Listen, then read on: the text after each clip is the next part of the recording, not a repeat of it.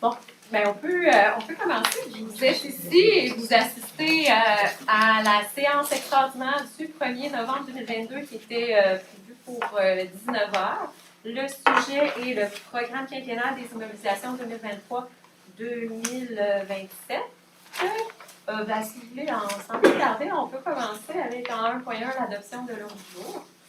Gilbert Rottard propose d'adopter l'ordre du jour de la présente séance de ce conseil tel que présenté et de garder l'ordre du jour ouvert. Louis, bienvenue, je vais appuyer. Merci. Au point 4.1, on a adoption du programme quinquennal d'immobilisation 2023-2027. Je vais avant à la proposition, je vais en faire la présentation. Vous pouvez suivre sur les documents ou à l'écran. Voilà, donc page du contrôle. Ouais.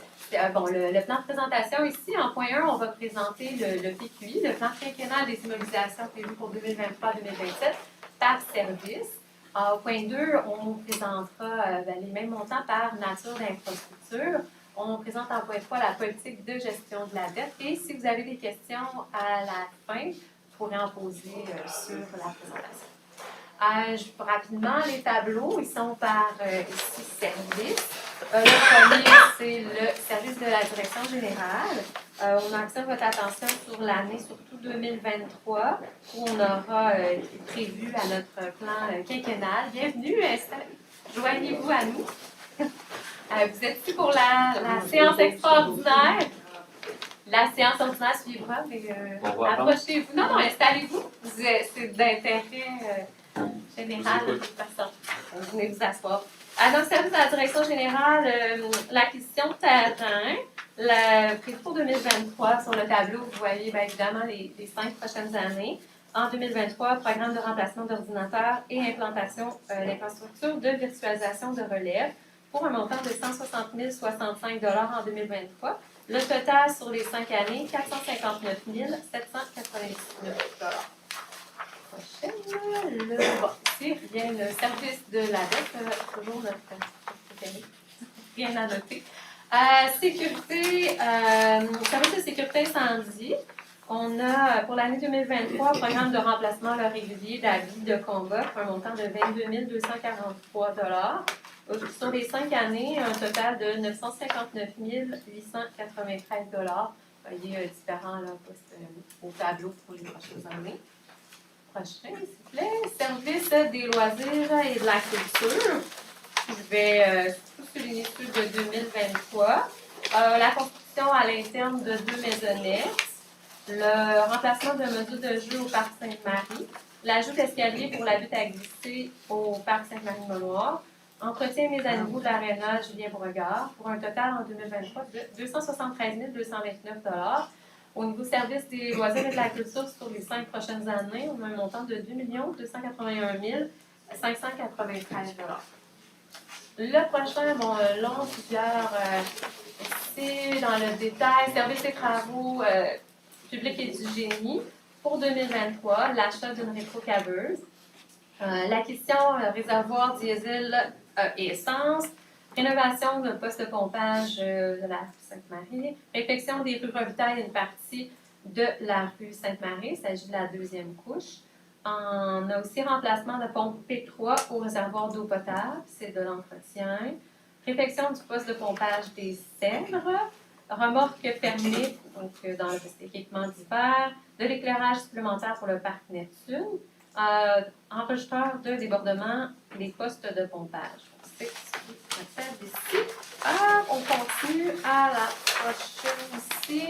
La suite des travaux publics et du génie. L'achat d'une camionnette, ça fait partie d'un plan de rotation des véhicules.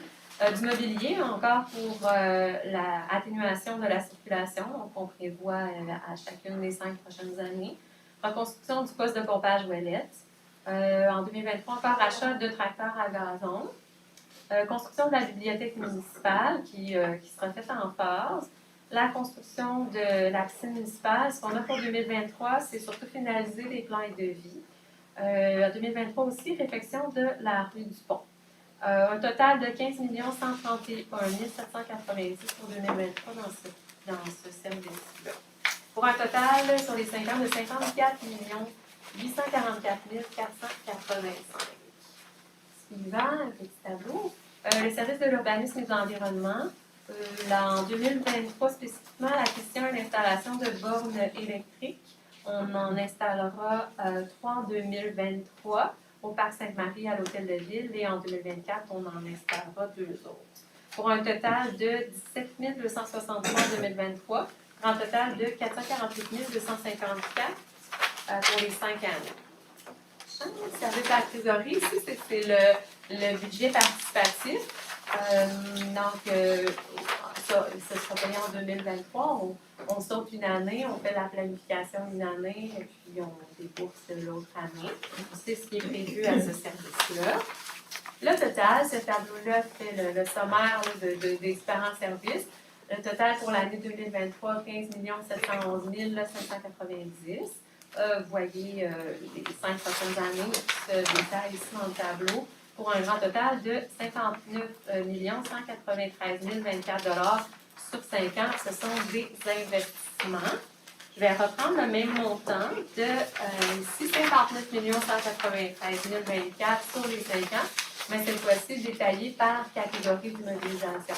On a dans 2023 pour 8 110 596 en infrastructure, 6 952 145 en bâtiment, 128 652 en terrain, 40 998 en véhicules, ameublement et équipement de bureau, 38 413 machinerie, outillage et équipement, 440 786 pour un total de 15 711 589. Voilà, la même chose mais présentée différemment. Notre politique, ici, je présente en point 3 la politique de gestion de la dette, qui est un outil pour nous essentiel, avec pour objectif de maintenir l'endettement de la ville à un niveau raisonnable. Je vais vous présenter ici ces objectifs. Évidemment, maintenir l'endettement de la ville à un niveau respectant la capacité de payer des contribuables, maintenir un équilibre entre la charge fiscale et les services offerts à la génération actuelle, mais aussi aux générations futures. Exercer une veille constante relativement à l'évolution de l'endettement de la ville, en vue de s'assurer une saine gestion et prévoir les impacts à long terme. Encadrer les prises de décision dans l'élaboration du budget annuel et du programme quinquennal des immobilisations. Assurer la pérennité des actifs de la ville. Disposer de marge de manœuvre permettant de saisir les opportunités qui pourraient se présenter à nous, les urgences et les imprévus. Ici, dans le tableau, on se concentre surtout sur les 3 prochaines années, parce qu'en fait, on a l'obligation de présenter le programme triennal d'immobilisation. On est allé un petit peu plus loin en voulant avoir une vision de long terme en planifiant sur 5 ans, mais on se concentre sur les 3 prochaines années. On voit ici l'endettement net à long terme avec une cible de 2,25 qu'on respecte ici les prochaines années. Service de la dette, c'est le capital et intérêt par rapport à notre budget d'opération. On avait fixé une cible ici. Donc ça, c'est pour orienter notre prise de décision dans les prochaines années avec les objectifs en tête que je viens de vous présenter. Et la dette à long terme par rapport aux actifs, on se fixe un maximum de 45%. Donc, tout ça, évidemment, là, on peut ajuster au fil des années les différentes immobilisations qui sont prévues. Puis ici, ces chiffres-là prévoient qu'on fait à 100% les projets, mais en temps général, c'est plutôt 60-70% qui sont faits. Donc, pour donner, relativiser un peu ces données-là.